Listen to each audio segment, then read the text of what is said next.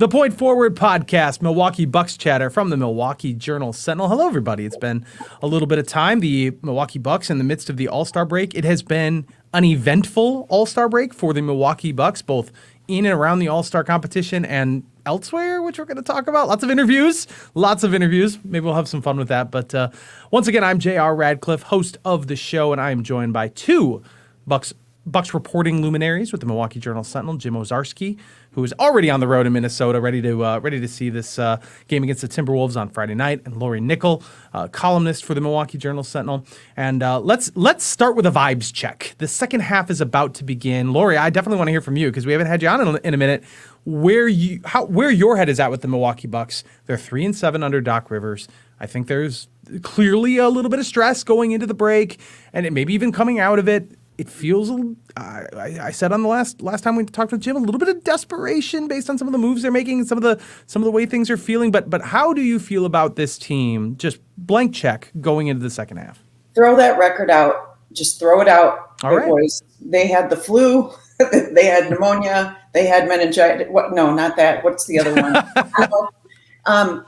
So they took this horrible road trip that was so epic. I wrote about the NBA scheduling practices. You know, Chris got hurt. Brooke Lopez was on paternity leave, and then he comes back and surprise, surprise, you don't come back from, having a baby in your family and just like jump right back in. I mean, there's just so much stuff. And then, they changed coaches 3 times from the regular coach to the interim coach to the new coach and pulled him off a golf course and said, go on this road trip. So to me, that record is just, it's a little bit of an edgy thing. It's something that should be a gut check for them. But to me, I don't count the record. As far as the vibe, I have questions for Jim. Like, have they really not practiced once? Is today the first practice on the whole break? To me, that's telling. I want to know how that goes and how, with the first game back tomorrow. And, we have a lot to play with here. With a lot of people on this team who talk now. So we have a lot of good stuff. Yeah. Yes, it's true. Doc Rivers among them. It is very different from the Mike. It's different from Adrian Griffin. It's very different from Mike Budenholzer. We're talking night and day in terms of chatty head coaches. But Jim, I guess I will let you answer that question. I believe we're recording this on Thursday. It'll be the Bucks' first opportunity to practice. That doesn't seem unusual over a break like this. Obviously, several members of the organization were involved over All-Star break in Indianapolis. But what is sort of the schedule of things as we get back going here into Friday's game? Yeah, Thursday is their only scheduled practice, during this break. Malik Beasley, Damian Lillard, Giannis Antetokounmpo, Doc Rivers, and the coaches all in Indianapolis. So, they get back Monday, excuse me. So they get a few days off, and the team decided to not practice in Milwaukee, to just go right on the road and do it in Minneapolis. So, we'll see, can't predict exactly how long that's going to be. If this is Doc's one chance to get a fully rested group and they go 3 hours and they go live and just sort of whatever happens in the game Friday happens because it's about this practice. Don't know that, but it's one of the few, they did squeeze one in on the road during that road trip before they played Dallas. Coincidentally or not, led to a victory in Dallas. Maybe they get another one somewhere along the line before the week, where the play-in tournament begins. So yeah, it's whatever they're going to install or do. They've got Danilo Gallinari with the team, their 15th person, and whatever they think he can add. So that'll be interesting. Now in terms of the overall stuff, JR, yeah, it is a different group. To have, a podcaster beyond Thanasis, especially one that's going to go back and forth with former teammates or Doc Rivers players. Damian likes to talk, Doc likes to talk. So yeah, it's the look, whether they start winning or not. I mean, people are going to have a lot to say, especially in that locker room. Yeah, I do want to talk about some of the interviews and sort of like how serious are they or not. But just in general, Lori, to go back to, not to make vibes the center of our conversation here, but there is some drama around this team that wasn't there before. And that includes the addition of a guy like Patrick Beverley, who, seems to be very happy here. And I don't want to suggest that he's going to create drama, but he is a agent of chaos. That's the guy that they brought in. It probably, if you look at PJ Tucker as the same type of player in 2021, that's worked for them before. But he's a different type of player and maybe a different type of personality. You've got the Doc Rivers situation. The change midstream is a big thing. And just in general, more people talking, more transparency, which is good for us, but maybe not necessarily how a well-oiled machine always works. So do you feel like the Bucks have courted this drama a little bit? Do you feel like maybe they've gone out of their way in the past to sort of keep this from happening, and now they're in a different place, a different level of desperation when it comes to their title window? Or maybe I'm overthinking it. Maybe it's just they're looking for good players, and if those players are Patrick Beverley, or if the coach is Doc Rivers, we feel like that's what's going to get us to a championship. That's all that matters. How do you sort of sort through that? Yeah, it's really interesting that, Doc Rivers is kind of old school, right? I mean, he is 62 years old. In press conferences, he barely lets most reporters finish their sentence. Like, he's in charge. He's going to answer the questions. He's going to tell you things, and it's his viewpoint of things. And I was reading an article about him that published in The Athletic before he took the Philly job. And one of the things that the former players there remarked on is that, Doc Rivers will call you out. He will tell you your role, and he will tell you in front of everybody. So it's very out there. It's not hidden. There's no game playing. I like that actually about Doc Rivers, about if that, I think basketball is a game of playing roles and knowing what you do and playing to your strengths and playing to the best. So if he's that kind of personality, that makes sense. The thing that was interesting to me was the Cabo statement. I think that was a little bit risky because he was so new to the team, and because, hey man, you just got here, to say something like that is risky. It could go one of two ways. One, it could be a little bit of the direct sort of confrontation that maybe some of the people on this team need, or it could alienate some of the people on this team and players check down or they get defensive or whatever. There's just not been enough time. The drama aspect of it, that was going to happen anyway. The drama was going to be introduced no matter who came in. It was just whether or not it was going to be, if we were going to get a front row seat to it, or if we were going to hear about this months and months later. But if you can't fire a coach in January and not expect a lot of upheaval and a certain amount of drama. And again, it speaks to what their expectations were for this year, more than it speaks to the type of people who are outspoken, at least to me.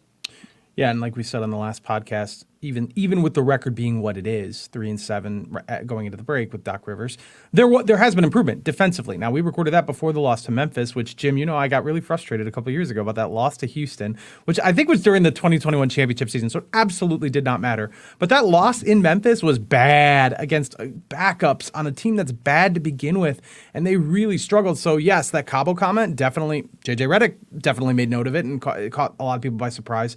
But boy, was that not what you wanted to see. Now, you were there for that, and you talked to Giannis afterwards and posted at jsonline.com all of Giannis's thoughts, some of them pretty introspective. Again, this is not unusual for him, but I won't say he called out his teammates, but he definitely questioned what needed to be done for the desire to win a championship, whether that was with him or with others. And, I think a lot of the pushback is Giannis is having an MVP-like season. He's crushing people. It's not good enough in the context of team wins losses, but feels like Giannis shouldn't be the one calling him out, and yet maybe, I don't know, he's looking for more from his own leadership, I guess. So what I want to go back to that before we get to the actual All-Star break. What do you remember that what was that conversation's high point to you? What really stood out when you heard him say those things so late at night after that Memphis Grizzlies loss? Yeah, it takes Giannis a long time usually to address the media post game when he does talk, and this one was a little bit longer. I mean, almost everyone was gone except for a couple people. He sat with Josh Oppenheimer for a long time. He sat with Thanasis for a long time, and clearly had this on his mind and something he wanted to say, which clearly was building beyond just, a bad loss to the G League Grizzlies. And it was similar to the game in Houston, which was probably the beginning of the end, or hit the gas on Adrian Griffin's dismissal, when he was more angry in Houston with not knowing, saying we need to be coached better. We need to, need direction. We need to know what we're doing. He also called out teammates effectively in that rant as well. This one was a little more measured, and just the do we want it element was very interesting. To say to essentially say, like, we walk in feeling like we're going to win this game regardless, or we just need to wait to the playoffs and things will just happen because we're us and we're so talented. And it needs to begin a little sooner than that, which is interesting because Lauri's been part of these post games where, especially when they lose, Giannis will say, well, I don't care if we win. Wins doesn't matter.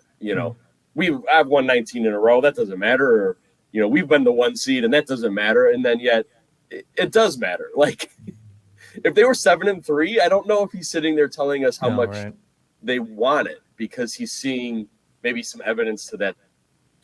So, yeah, losing to Miami and look, on Monday, that Monday against the Nuggets, he had sat up on the podium and said, I wish he had a few more games before the All-Star break, because he thought things were going. So what changed in 3 days? Well, they lost badly to two teams that were understaffed, if you will. So, I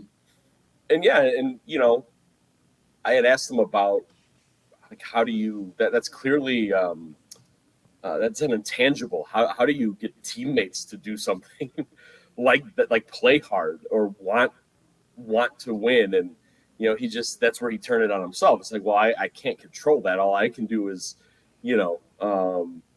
do more on his own part. So, I think the vocal stuff, and he insisted that night that becoming a more vocal leader, he thought, has been important this year, and maybe saying these things publicly has been important for him to do, JR. So, averaging a career high in points, career high in assists. He's not a flawless player, and he recognized that. So again, I guess, that's what he's feels he should do. I guess we'll find out. Maybe he has like a 40, 15, and 15 triple-double against Minnesota and says, this is what I got to do, and you all should follow. So, to Lauri's point with Doc, like, clearly he felt that he could say that. He should say that. I think what's interesting, to Lauri's point, though, of will it work, is then he also is the guy saying, well, I didn't really think I should take this until the All-Star break. And I didn't think this was a good idea. And so... Meaning the job. Doc Rivers taking the job. Yeah. Yeah. So maybe the messages have been mixed. We'll see. Some of these guys actually were pretty detached. So maybe none of them heard that. But that's to be determined, though, at least on that part of it. I want to interject a little bit about that Doc Rivers soundbite, which, first of all, is just a soundbite. You couldn't easily find the rest of that interview, so I don't want to make it sound like, without that context, I feel a little wrong commenting on it. I know certainly the rest of the internet commented on it. But what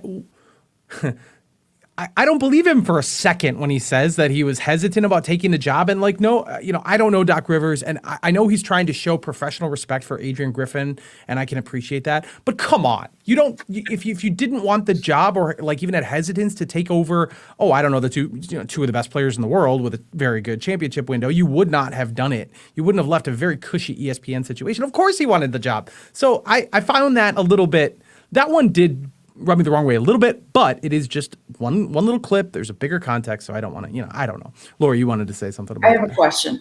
Yeah. Okay. So about that, when I first of all, JR, you did a really great job. If people should go to JS Online and look at your wrap up of all the stuff all the tea that was spilled on All-Star break. But Jim, when Doc Rivers said they shouldn't have fired AG, I don't know what they were thinking. He said this to the ownership, and he said it on that podcast. one thing I thought of, did you ever report, I know a couple of outlets reported back in January that Doc was a consultant to the team. Is that something that you believe was true? Because it's something that Doc Rivers and GM John Horst denied. So that's my first question. So, yeah, that was, I could not independently confirm that. Obviously, The Athletic is pretty well sourced, and those are some folks who, are generally pretty plugged in. But yeah, Doc Rivers was asked about that at his opening press conference. And the thing about that, Lori, and JR, that I'm interested in is he was asked directly, you were an informal consultant. And then Doc says, I was never a consultant. And then yet said he has talked to Adrian Griffin. So, I don't know if that was one of those. Something doesn't add up. Playing with language there a little bit. No, I wasn't a consultant, but yes, I talk to this person all the time. I don't know. But you could see how then that makes things really awkward. First of all, the coaching circle is tight in any sport, and certainly in the basketball world. And, if Doc Rivers took over the position for Adrian Griffin and was informing or helping or on the side talking or consulting unofficially and unpaid, as they made it clear in that press conference, you could see where now he would want to kind of exonerate himself or absolve himself of getting him fired. So that was the only thing that there's things we know and there's things we can speculate on. And this is pure speculation. But that was one thing that crossed my mind is if you want to be on good terms with your coaching fraternity, you put it out there that, hey, I wasn't behind this firing in the first place, or whatever he said that you had in your story, JR. So that's exactly right. And I think history is going to remember this as the right move. I believe that. I don't have, who knows? That's just a take. I think history will remember this as the right move and as the move that the Bucks would have made in the first place if they had Damian Lillard when they hired Adrian Griffin. I think that they had Adrian Griffin coming into a very specific type of team. The team changed so dramatically with the addition of Lillard. And I think Doc Rivers makes probably more sense for this team and made sense in the moment, honestly. He's got those Milwaukee ties on top of everything else. It seems like he was available. So I feel like he was the right guy at the time.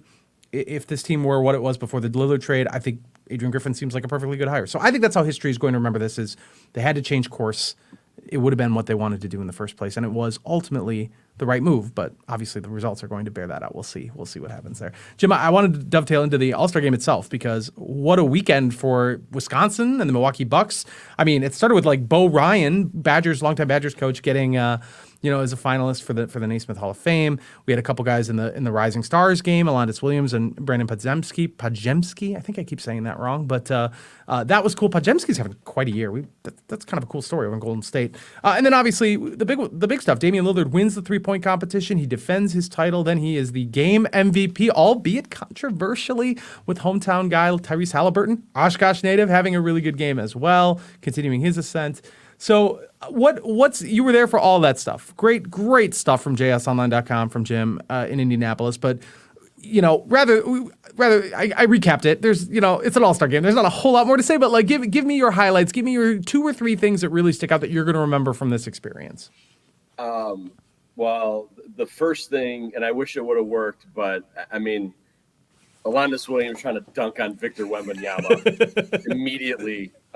Beautiful though. Look, hey, he tried, he made the bucket, he missed the free throw, but he's like, the fact that it went in was still a small victory. Mm-hmm. I mean, that would have been a highlight for highlights of all year. So he would have immediately ascended to the NBA. I know he's on a 2-way contract with Miami now, but it would have immediately converted to full-time contract if you dunk successfly on Wemby.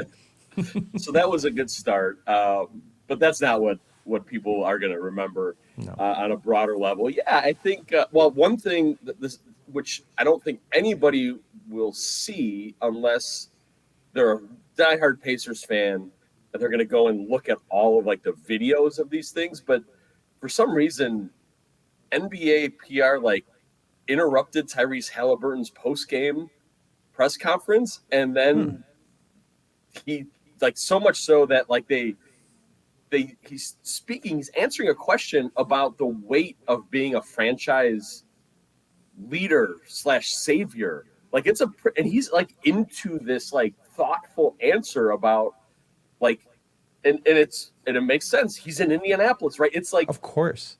and then all of a sudden, this staffer puts an extra microphone on the table and then puts a chair next to him and starts rearranging this stuff next to him so much that he stops and he's I looking. didn't see this. And he's like, I don't know what's happening. And then someone from the side goes, we're done. That's it. And Tyrese is thoroughly shocked and says, wait, let me finish the answer. So he finishes the answer. And then someone says, we're done. He goes, I'm done? And they're like, yeah, you're done. And then he leaves. And so that was it. Weird. And no one asked, like, hey, what did you think about not winning MVP? It was like of all the people to do that to, I'm also, that was wild to me. Was it NBA PR or was it his PR? Because I got cut off too, asking some good questions about like the Bucks stuff when he was here in Milwaukee and being a Wisconsin guy, and he got cut off too. He's done talking or whatever. I'm like, he's a grown man. Can't he talk? Can he talk if he wants to? I mean, it was a combination of this rearranging of the furniture, and yes, Pacers PR was next to him and shouted, "We're done." But I guess I interpreted it as like he was just wildly disrespected and it's over and we're done with this. I don't know. That was wild. So JR, again, I have not yet answered your question. No, this is great. I didn't know any of this. This is wild. Those are the two fun, weird things. And then, of course, yes, Damian Lillard winning 3-point on the last ball of the last rack, and to win that a competition second year in a row, first one since 08-09. One of, I believe, 8 in the history of the competition, to win 2. And then to win the AllStar Game MVP, pulling up from half court twice, making them both a couple 30-footers. So I think we'll see. We'll talk to Dame, and I'm sure if he drops 30 a night for the next week, we will hear how that, smooths some things out or whatever. But I do feel like JR and Lori, I think he wanted to put on a show. I think while he was voted an all-star, he recognized he probably didn't earn that. Mm-hmm. And then therefore wanted to earn something and show something and remind everyone why he's special. And it's frankly things, now the half court's probably exaggerated, but we haven't seen a ton of 30-foot Damian Lillard threes. We haven't seen that. And now we'll see if that plays into the rest of the season.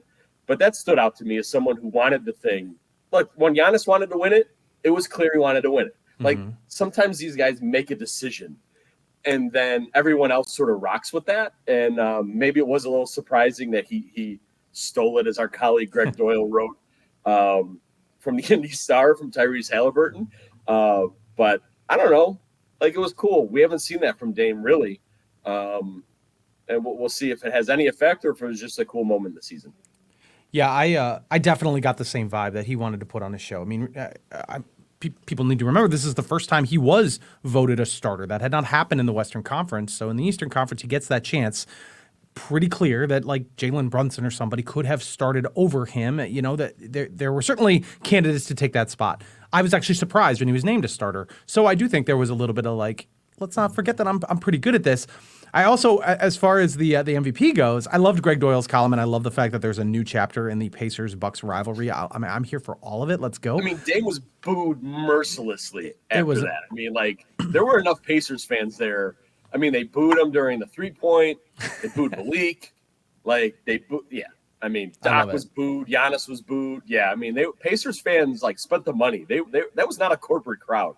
No. I love it. Great. It's good stuff. It reminds me of 2011 when Prince Fielder in Arizona chose his teammate Ricky Weeks to be in the home run derby. And then there was Justin Upton of the Diamondbacks, the hometown guy, who was not selected. And oh boy, were there boos. And then Prince Fielder went on to win the MVP of the All-Star Game the next day. It was crazy stuff. It felt spiritual successor to that. I think also the award, I think, is kind of decided upon prior to the end of the game. Haliburton had a couple buckets close to the end of the game that I think brought his point total pretty close to Lillard's. He was still like the third leading scorer on his team, but like he was over 30, but he wasn't over 30 when I think they maybe voted on that. Happened to Kareem once. He should have won an NBA All-Star game. Nobody remembers who wins NBA All-Star game. No one cares. But it's Indiana Pacers fans, they care, and it's going to be fun. Lori, I'm going to ask you also about Damian Lillard just in the second half, and if him being good is kind of the only ingredient that really matters here, you know, that you already have Giannis being at this level. They've pulled up defensively. Maybe it's just about Damian Lillard, period. But before we do that, the All-Star game in general, there were a lot of conversations about how it's gotten out of hand. No defense. Team scored 200 points, 211 points. That was obliterated the previous single-team record.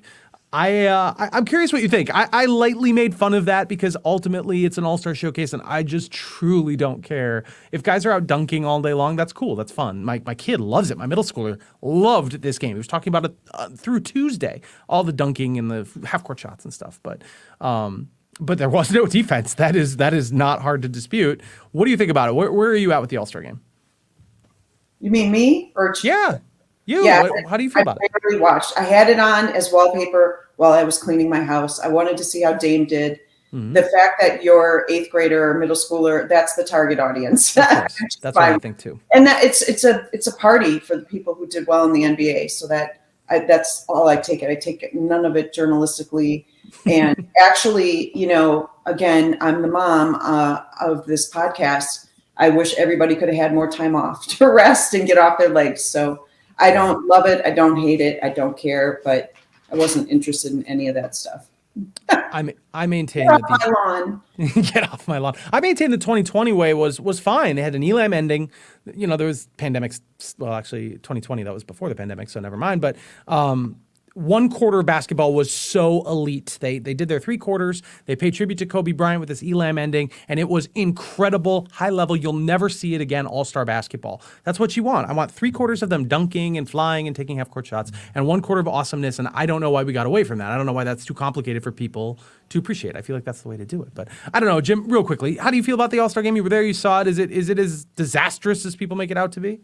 No, and again, I don't quite understand, you know, the hand-wringing over this. I mean, now look, the commissioner sets a tone, and for a year, the commissioner has sort of predicted more competition, and he frankly pouted on national television when he handed Giannis the award, like, "Oh, the East, you won.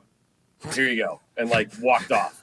211 to 186, I guess. So, like, I have a hard time. So, like, when the commissioner is trying to sell this thing to whoever media partner, whichever media partner for something would it be, like, I get that. But I'm with Lori. Like, it's not for me. I don't think it's for the hardcore basketball fan. And so if the LED screen that made, you know, the players look green was appealing to some folks, like, great, you know, it's an all-star game. I mean, the NFL moved to flag football finally, right? Like, Sean Taylor's not there, you know, right, decleating punters, you know, like the Elam ending. You're right, JR, like, that was fun. And maybe if it was within a score, it would have been cool the last couple minutes. But yeah, I don't know. I don't quite get the hand wringing either. It's an exhibition game. Yeah. And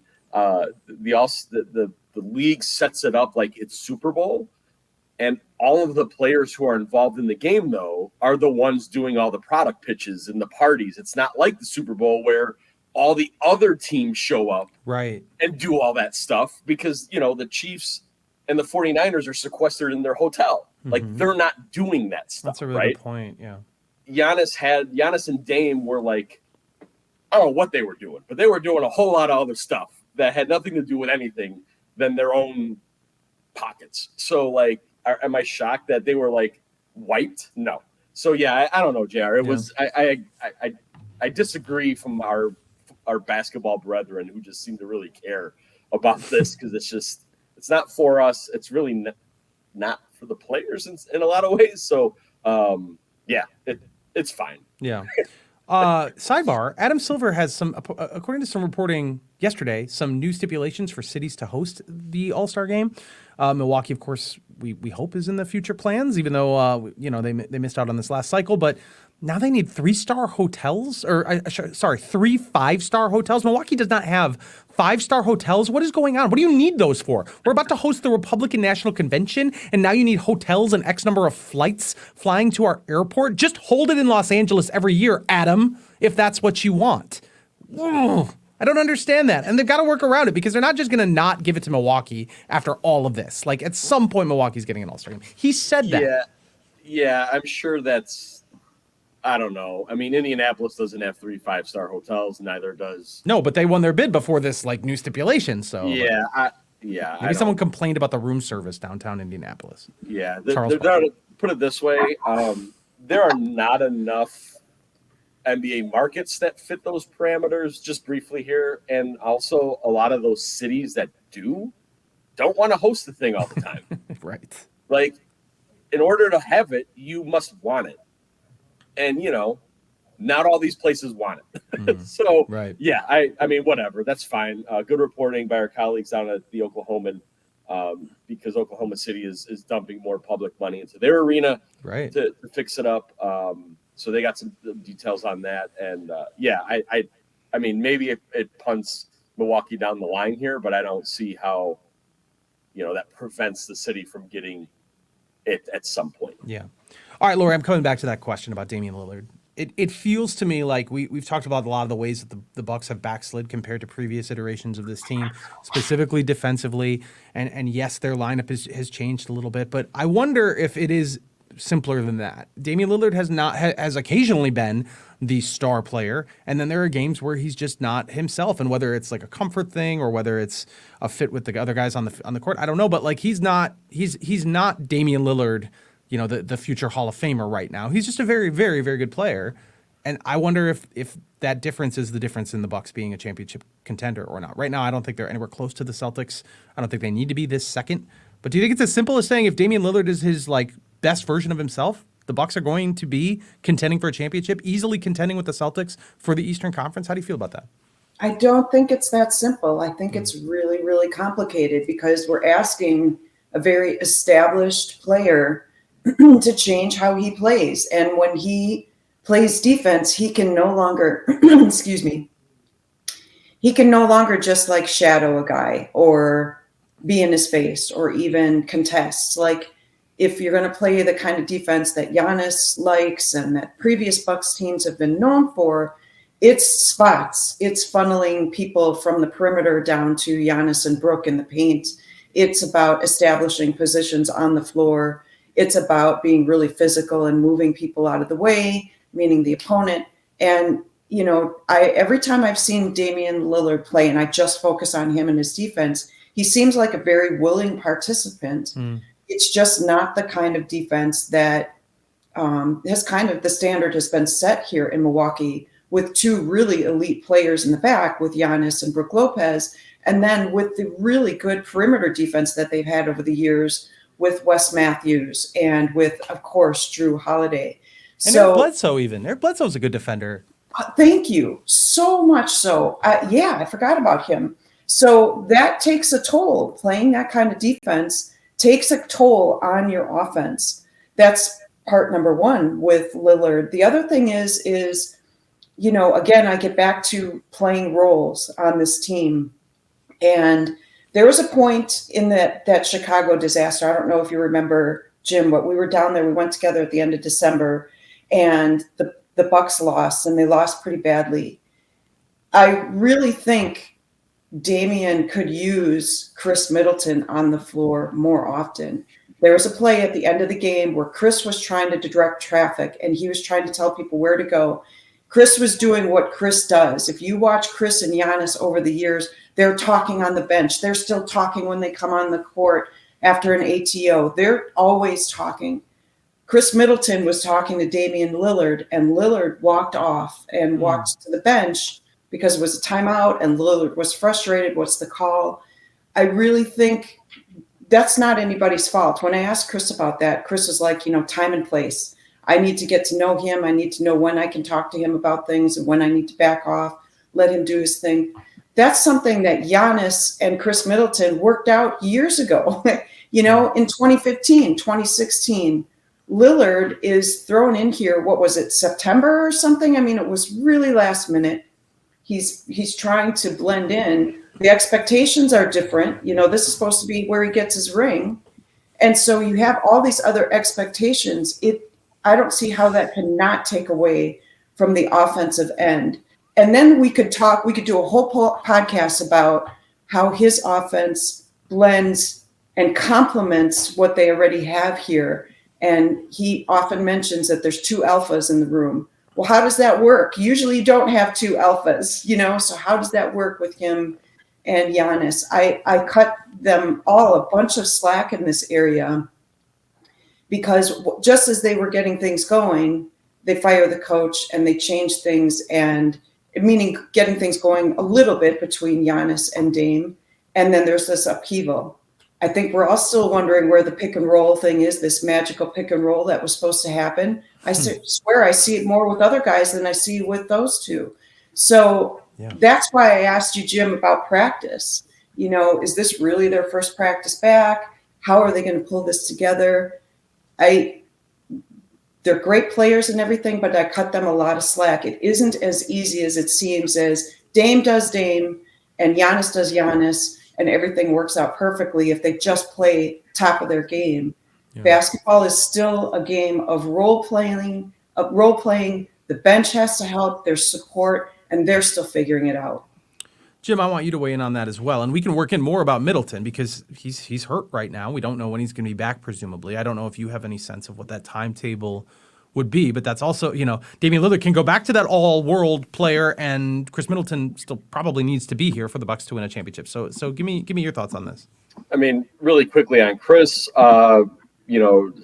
stepped on that ankle or the foot of Kevin Durant on February 6th as we record this.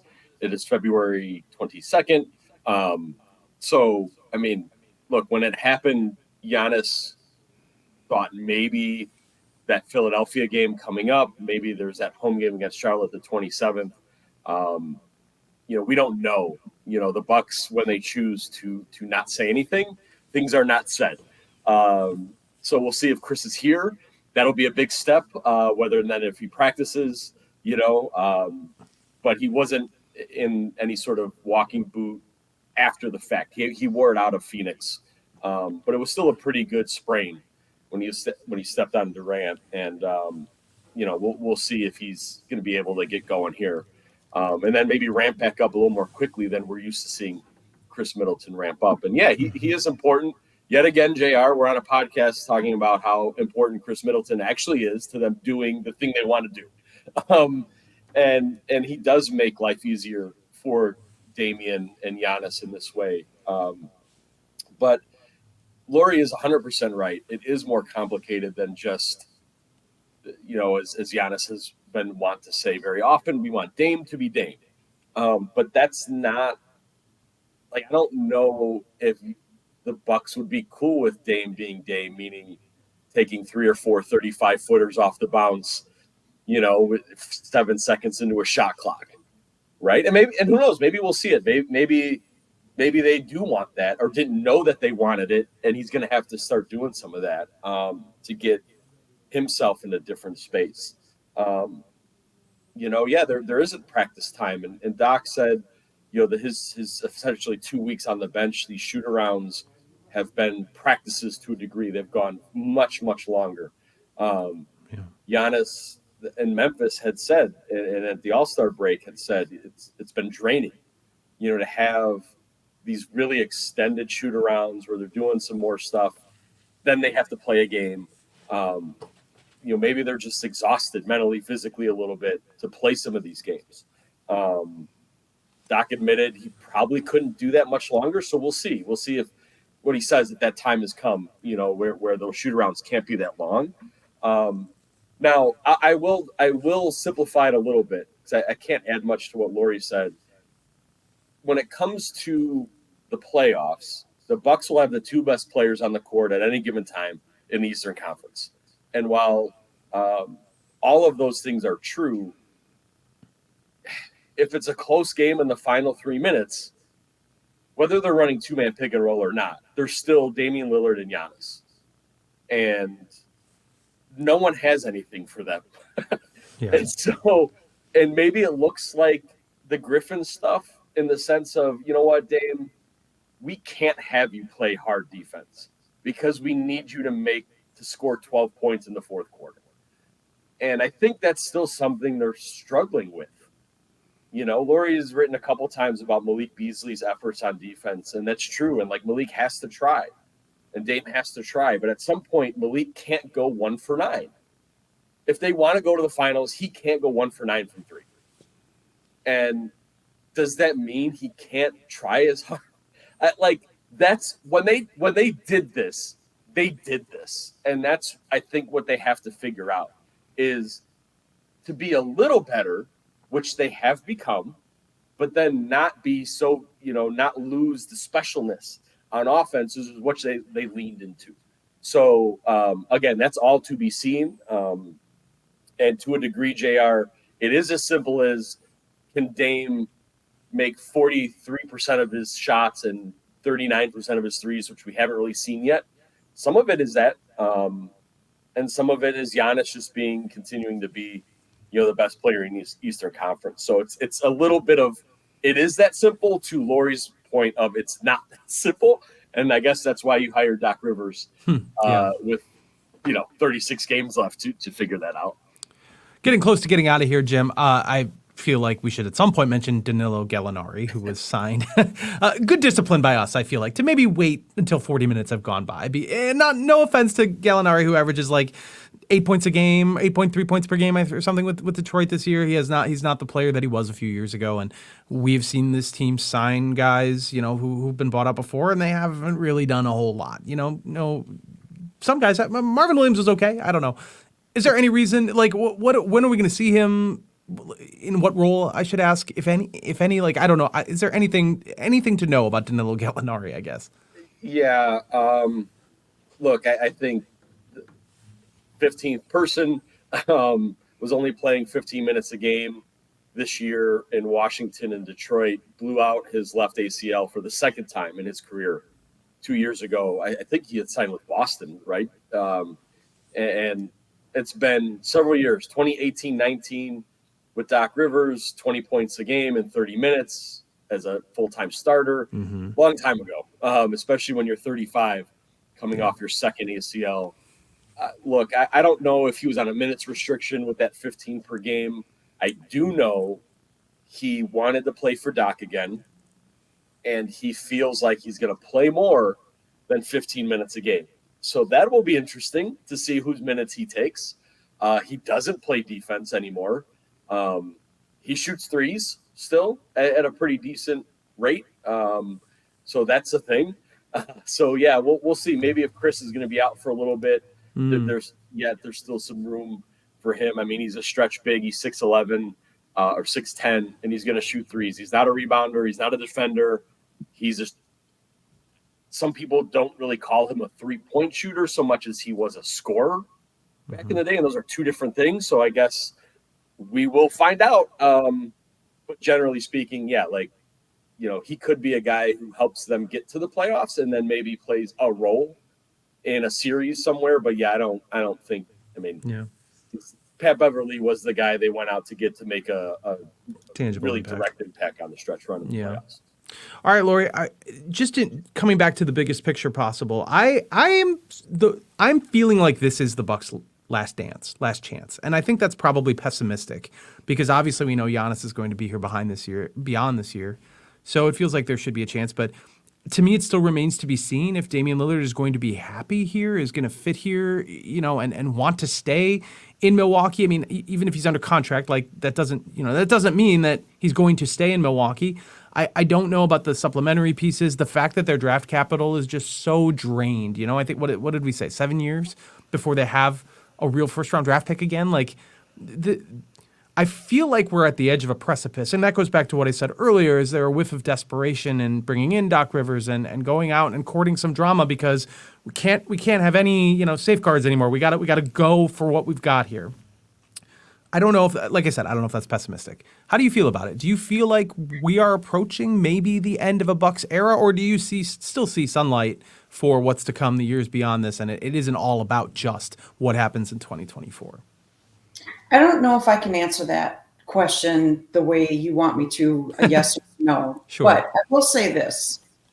I covered the Bulls just before the Last Dance, and there's some similarities now to me that I keep going back to that with the Doc Rivers era beginning here.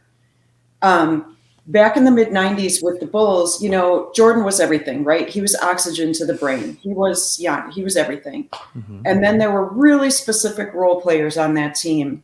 Pippen was the bucket getter, Dennis Rodman was the monster and the rebounder, and he was made, getting 8 points a game cool in the NBA. He had a role, okay? And then, Steve Kerr was the outside shooter, Bill Cartwright, whatever. But the guy I remember too, and I wish I remembered more, I was really young, believe it or not, but Phil Jackson kind of had this calming presence to him. He accepted everybody. He really meshed those roles well together. And I just remember, again, very limited, but when Phil Jackson spoke, people listened. And it was a cohesive kind of presence with him.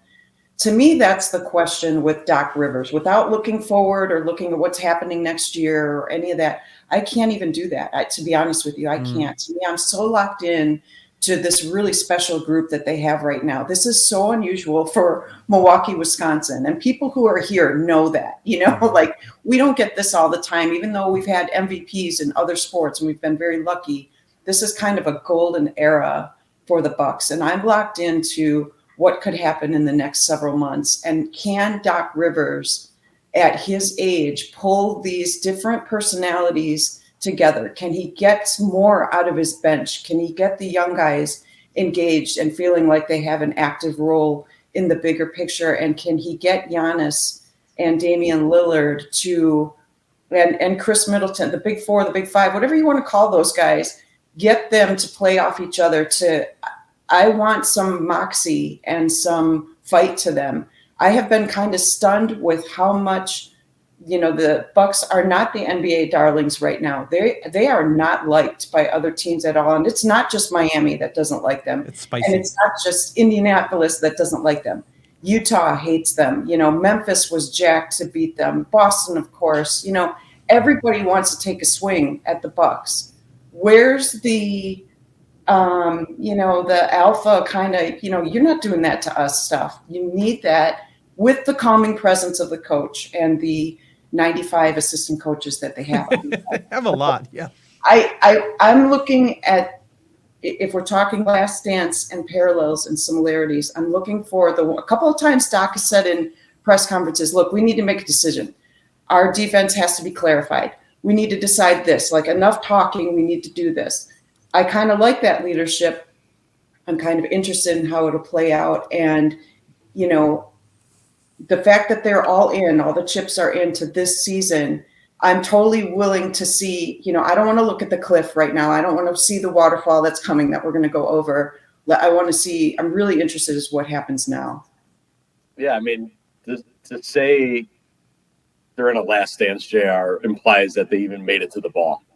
And this Bucks team has not. I mean, this current iteration, this isn't a Last Dance. This is the weird do you want to dance thing, and is the partner the person you ask going to say yes? I mean, look, they failed the last, whatever Giannis wants to say. They failed the last 2 years. They didn't get to the prom, after doing that. And so that's why John Horst did the things he did, and ownership to swing for Damian Lillard and try Adrian Griffin and then try Doc Rivers. So it's not desperation because you have Giannis. And that type of player always changes the calculus in the way you treat draft picks and free agency and luxury taxes, etc. So I to Lori's point, I don't really think you can look at the 2031 draft or 2030. It is about this year. And then I think this summer, however it goes is maybe how you decide or you answer that question. Like, if they lose in the second round, does ownership say, well, we spent $300 something million the last 3 years and have nothing to show for this. Yeah. We gave you a shot. It's over. And after 6 years of being a championship contender, could we blame? I mean, they would get blamed, but you could sit there and say, well, that makes sense. They're tired of this. Or if they win it all, you know, and there's like, all right, well, let's just we'll figure out the rest of the roster around these big four or big three or whoever's left after that. So, yeah, I don't think it's a last dance of sorts, because they you know, they were Cinderella. They ran out. To Lori's point, they were the toast of the NBA, and the small market and the superstar who stayed, and, you know, they fought their way through the playoffs, and they kind of did it the right way. Right, JR and Lori? Yeah. And then now they're a team that's underachieved. And to loop it back to the beginning, they've got personalities on the team that aren't, that have built legacies and opinions elsewhere. Dame for a dozen years, Doc for 25 years, Pat Bev for 10 years, in all these other places. So now it's just they're dealing with that, because that's what happens when you're not a homegrown, when you are sort of piecing together parts and things from other areas. Like it's different. And so, yeah, hard to look ahead. But I do get you, JR. I mean, it does feel like if this fails, drastic change could be in the offing.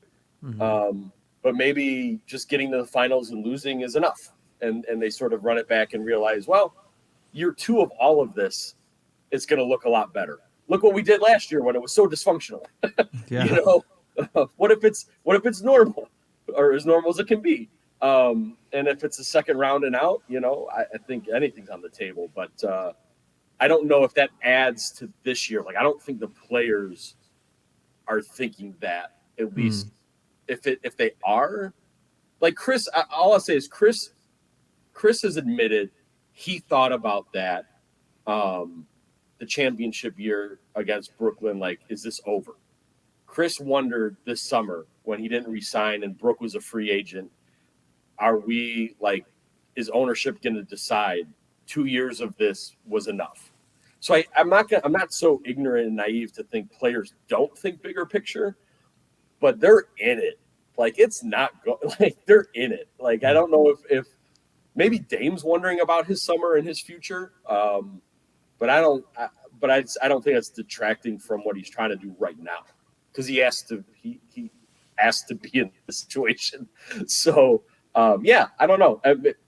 Yeah, I guess it's not answering it as cleanly as yes or no. But no, that's right. Lori's point, it's complicated, but it'll make these next 26 regular season games and maybe 2 months of playoff basketball really fun. If a teenage TikTok influencer asked me who is in my dream top 5 of podcast partners, of course I would say Jim Owczarski and Lori Nickel are on that list. You can find everything they have at jsonline.com as they cover this team down the stretch, down those last 26 regular season games. Minnesota Timberwolves will get it started on Friday night. That's a game on ESPN. It's on CBS 58. It's on WMLW. First of 10 games that are going to be on over-the-air broadcasting for the first time in a hot minute in well over 10 years. So that's interesting. Some new audience possibly coming in to check out these Milwaukee Bucks. Thank you for tuning into this edition of the Point Forward podcast. We will be back with you very soon. Take care, everybody. Bye.